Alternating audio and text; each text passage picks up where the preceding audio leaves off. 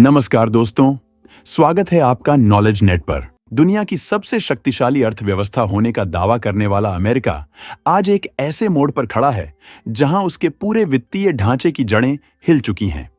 और चौंकाने वाली बात यह है कि ये संकट अचानक नहीं आया। ये धीरे धीरे पकता रहा, सड़ता रहा और अब दुनिया के सामने फटकर बाहर आ रहा है। वो सब कुछ जिस पर अमेरिका अपनी ताकत, अपना डॉलर और अपनी वैश्विक पकड़ चलाता था, वही अब भारी खतरे में है।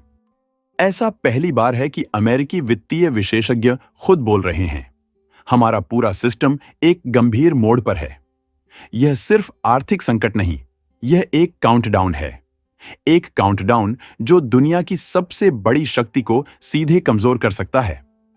कहानी शुरू होती है उस झटके से जिसने अमेरिकी अर्थव्यवस्था के असली सच को पूरी तरह उजागर कर दिया।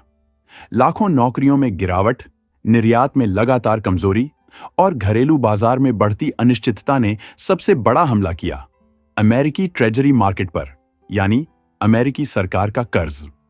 अमेरिका हमेशा भरोसे पर चलता था और दुनिया उसका कर्ज खरीदती थी, लेकिन अब तस्वीर उलटी हो चुकी है।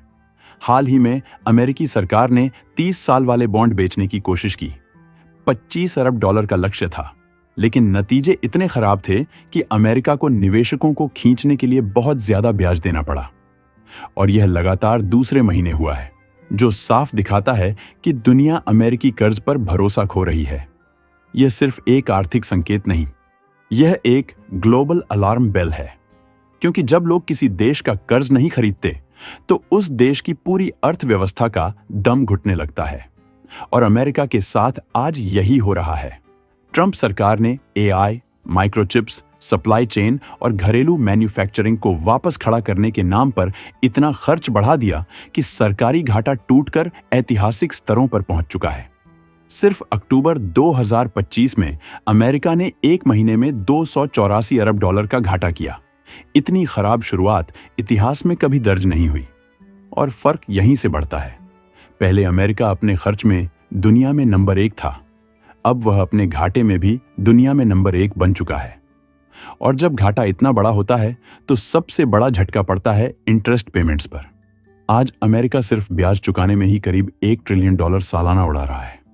सोचिए, एक ऐसा देश जो दुनिया की अर्थव्यवस्था चलाता था, वह आज अपने पैसे का सबसे बड़ा हिस्सा सिर्फ पुराने कर्जों की किश्तें भरने में लगा रहा है। यह स्थिति लंबे समय तक टिक नहीं सकती और अमेरिकी नीति विशेषज्ञ खुद यह बात स्वीकार कर चुके हैं। इसी दरार को भरने के लिए सामने आती है बेसन की स्टेबल कॉइन योजना, जिसे अमेरिका के कई लोग आखिरी उम्मीद कह रहे हैं। बेसन का दावा है कि डिजिटल डॉलर यानी स्टेबल कॉइन दुनिया भर में तेजी से फैलेंगे। कमजोर देशों में लोग डिजिटल डॉलर का इस्तेमाल करेंगे और इसके बदले में स्टेबल कॉइन कंपनियां अमेरिकी टी बिल्स खरीदेंगी। यानी अमेरिका को एक नया, ताजा, स्थिर खरीदार मिलेगा। उनका अनुमान है कि 2030 तक यह बाजार $3 ट्रिलियन तक पहुंच सकता है और यह अमेरिका को भारी राहत देगा। सुनने में आकर्षक लगता है, लेकिन इस प्लान की सबसे बड़ी कमजोरी छिपी हुई है। अमेरिका जिन स्टेबल कॉइन कंपनियों से अपनी अर्थव्यवस्था बचाने की उम्मीद कर रहा है, वही कंपनियां अमेरिकी टी बिल्स छोड़कर गोल्ड में भाग रही हैं। सिर्फ एक कंपनी ने हाल ही में 26 टन सोना खरीद लिया। 26 टन, यह इतनी बड़ी मात्रा है कि दुनिया के कई केंद्रीय बैंक भी एक साल में इतना नहीं खरीदते। इसका सीधा मतलब है, ये कंपनियां खुद अमेरिकी कर्ज से डर रही हैं। और जब बचाने वाले ही भागने लगें, तो समझ जाइए कि संकट कितना गहरा है। बेसन का कहना है कि सरकार को कानून बनाकर कंपनियों को मजबूर करना चाहिए कि वे सिर्फ अमेरिकी टी बिल्स को ही अपनी मुद्रा का आधार बनाएं। लेकिन कंपनियां चाहती हैं ज्यादा रिटर्न, ज्यादा मुनाफा, और इसलिए वे बिटकॉइन, सोना, कॉरपोरेट बॉन्ड्स समेत हर जोखिम वाले एसेट में पैसा डाल रही हैं। ये लंबी अवधि के खरीदार नहीं हैं। बाजार गिरा और ये सबसे पहले अमेरिकी बॉन्ड्स बेचकर निकल जाएंगी। इसका मतलब अमेरिका जिस सहारे खड़ा होना चाहता है, वही सहारा सबसे पहले उसे गिरा देगा। एक रिपोर्ट के अनुसार स्टेबल कॉइन सिर्फ $10 अरब प्रति महीने की गति से बढ़ रहे हैं। इस गति से 3 ट्रिलियन पहुंचने में 23 साल लगेंगे, लेकिन 23 साल में अमेरिकी वार्षिक घाटा 5 से 6 ट्रिलियन पर पहुंच सकता है। यानी अमेरिका जितना कमाता है उससे कहीं ज्यादा हर महीने जला रहा है। इसे अर्थशास्त्री कहते हैं a point of no return. और इसी समय अमेरिका एक और बड़े मोड़ पर खड़ा है, चीन और जापान के साथ रिश्तों की उलझन। हाल ही में एक रिपोर्ट सामने आई जिसमें कहा गया कि ट्रंप ने चीन के राष्ट्रपति से बात करते हुए जापान को सलाह दी, ताइवान के मुद्दे पर चीन को उकसाना बंद करो। जापान ने इसे तुरंत झूठ कहा। पर सवाल यह है, क्या ट्रंप चीन के कृषि आयात बढ़ाने की कोशिश में इतने दबाव में हैं कि वे चीन को शांत रखने के लिए जापान को पीछे हटने का संकेत दे रहे हैं?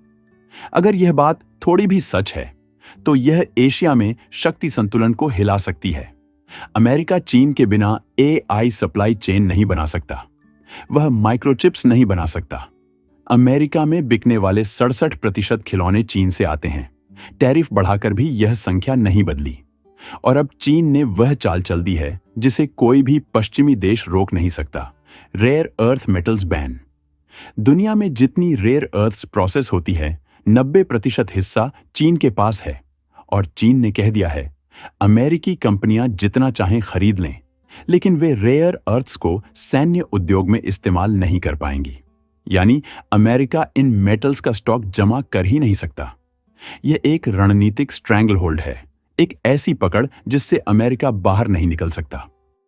इसी कारण 2026 में ट्रंप की चीन यात्रा सिर्फ एक विजिट नहीं, यह एक उच्च स्तरीय सौदेबाजी होगी।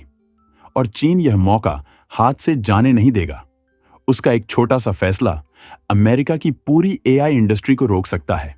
और इसी पावर गेम के बीच एक देश बहुत ध्यान से सब कुछ देख रहा है। भारत आज दुनिया का सबसे संतुलित, सबसे समझदार और सबसे रणनीतिक खिलाड़ी बन चुका है, अमेरिका के साथ भी और चीन के साथ भी। भारत की नजर इस बात पर भी है कि अमेरिका की गिरती कर्ज स्थिति उसके अपने विदेशी भंडार फॉरेक्स रिजर्व्स को कैसे प्रभावित कर सकती है। अमेरिका अगर बॉन्ड मार्केट में गिरता है तो डॉलर की वैल्यू हिल सकती है। और भारत जो अपने विदेशी भंडार का एक हिस्सा अमेरिकी ट्रेजरी में रखता है, उस पर सीधा असर पड़ सकता है। यह एक ऐसा जोखिम है जो भारत को बेहद सतर्क बना देता है, क्योंकि यह सिर्फ कागजी घाटा नहीं, यह आर्थिक स्थिरता का सवाल है। दूसरी तरफ एशिया में चीन और जापान की टेंशन लगातार बढ़ रही है। ताइवान, समुद्री सीमाएं, रेयर अर्थ सप्लाई और सैन्य मौजूदगी, इन सब पर दोनों देशों की स्थितियां टकरा रही हैं। और जब एशिया की दो बड़ी ताकतें एक दूसरे के सामने खड़ी होती हैं, तो भारत की रणनीतिक कीमत केवल बढ़ती नहीं, सीधे आसमान छूने लगती है। अमेरिका को भारत की जरूरत पड़ती है, चीन भारत को नजरअंदाज नहीं कर सकता। यह वही पल है जहां दुनिया की 3 अर्थव्यवस्थाएं, अमेरिका, चीन, भारत, आने वाले दशक की दिशा तय करेंगी। अंत में सवाल सिर्फ 2 हैं, और दोनों के जवाब आने वाले महीनों में दुनिया को बदल देंगे। पहला, क्या बेसन की स्टेबल कॉइन योजना अमेरिका के डूबते ट्रेजरी मार्केट को बचा पाएगी, या यह एक असफल दांव साबित होगा?